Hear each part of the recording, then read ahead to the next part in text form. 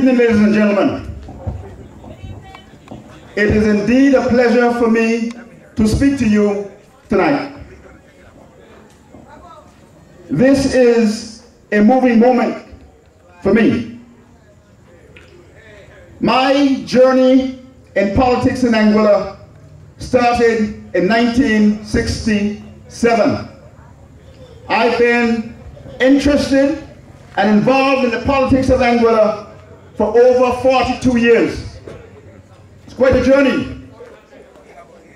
In 1967, the people of this country united and resolved that we were going to take Anguilla to a better place. The question that could be asked now, are we there or are we on our way there? Just a few short weeks ago, I found myself having to ponder whether this is a country that we can continue to live in and enjoy.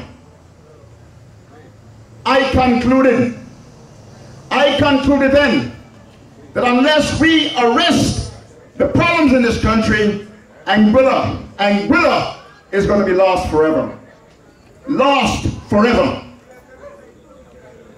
I will tell you, because you know it, the quality of life for you and for me is rapidly deteriorating. I sleep every night in my house like a Category 5 hurricane is coming. I, in part, took a decision to move on from cable and wireless because my quality of life and the quality of life for my family was more important than a job. Was more important than a job.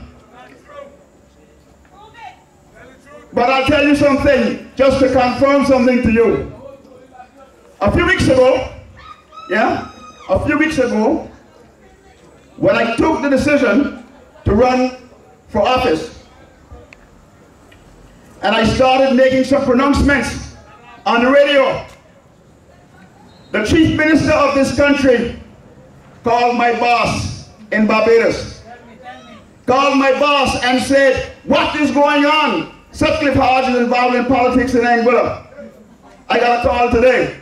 So those of you who believe that I'm fired, if the chief minister felt that I was fired, he would not have called my boss. He would not have called my boss. He called my boss. My boss didn't call me back. He had somebody else call me. And I said to this person, it is my constitutional right to stand up and represent this country. My constitutional right.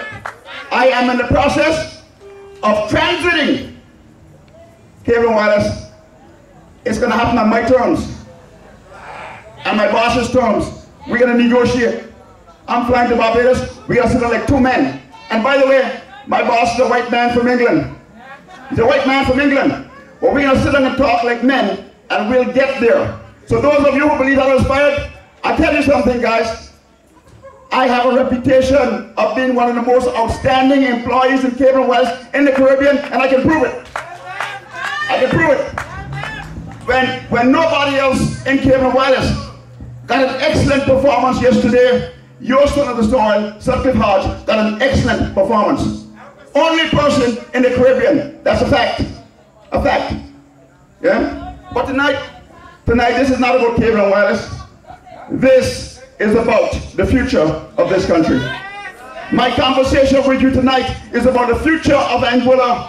What kind of life your children and your grandchildren are going to have in this country. That's what the conversation is about.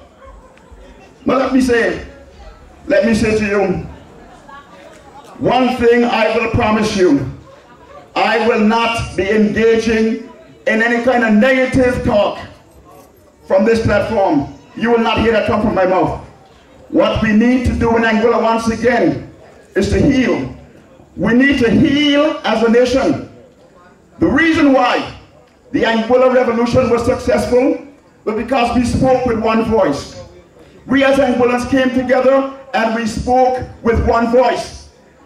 There was a time when politicians, you couldn't get people to get involved in politics in Angola because there was some risk and there was no cash. There was risk and there was no cash. My poor father died and left some money in the treasury. Proud man he was, though poor. They used to be paid $25 EC per meeting. My father said, this is our service to country. It's not about cash.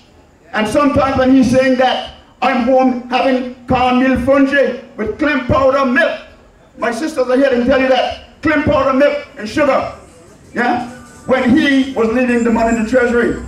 And that's the kind of stuff that has actually given me that motivation, the impetus to move forward, to serve this country. I am not interested in politics in Angola for a job. I don't really need a job. I'm not a rich man, but I have no debt, and I can survive comfortably for many years without having to work probably ever again in my life. Because I worked hard honestly. I worked hard honestly. Nobody in this country, nobody in cable and wireless can ever say that I, at any time, had my hands on the table taking anything. Let me tell you something. I've had many opportunities, as you can imagine. Many opportunities. I'll tell you of one, I'll tell you of two quickly. I had a white man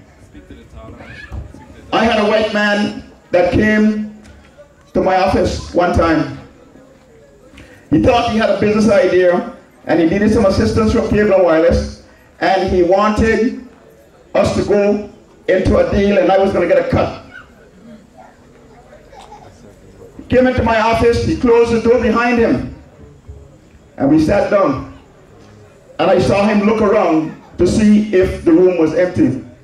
I said, guys, let me tell you something. Any conversation that you want to have with me, we can have that with a room full of people. One thing that I will never do is to compromise my principles over money and material things. I don't need it. If you look at my brothers and sisters, we have built very successful businesses in this island. Each of my brothers are very comfortable financially, and they did it honestly. Each and every one of my brothers. And my sisters as well. My baby sister is a very senior executive with Ernst & Young. Very senior executive, Mr. Ernst & Young. The first black person, the first black female in North America to have done that before she was age 35. My last little sister. My last little sister. That's our last sister, the 12th child. So when it comes to success, we have made ourselves who we are, and we are prepared to give back to this country. To give back to this country. That's what this is about. It's about giving back. I will say to you, if I was in government, I don't need no government car. Don't need it. I'm happy to drive my own car. I would go further and say to you that I can actually take a 50% pay cut and serve this country for 15 years with a 50% pay cut. I can do it. I can afford to do it. I'm not in this for a job. I'm not in this for a job. I don't need a job. Thank you very much. Yeah? Well, what I can say is that we as a nation, we need to move to a better place, because Anguilla is not in a good place. Anguilla is not in a good place. I want you to examine a few things with me. If Capjaluca was to close tomorrow, what will happen to Anguilla's economy? Capjaluca. One business, Anguilla's economy would collapse. Here we are, 42 years removed from the Anguilla Revolution, and if one little business was to fail, this island would be bankrupt. This island would fail. It is really concerning. So I want to speak to you tonight to start to share with you what I consider to be a vision for the future of this country. A vision for the future. The vision that I see for this future, for this country, sits on about 6 pillars. 6 pillars. The economy, our social environment, health, education, culture, and the environment.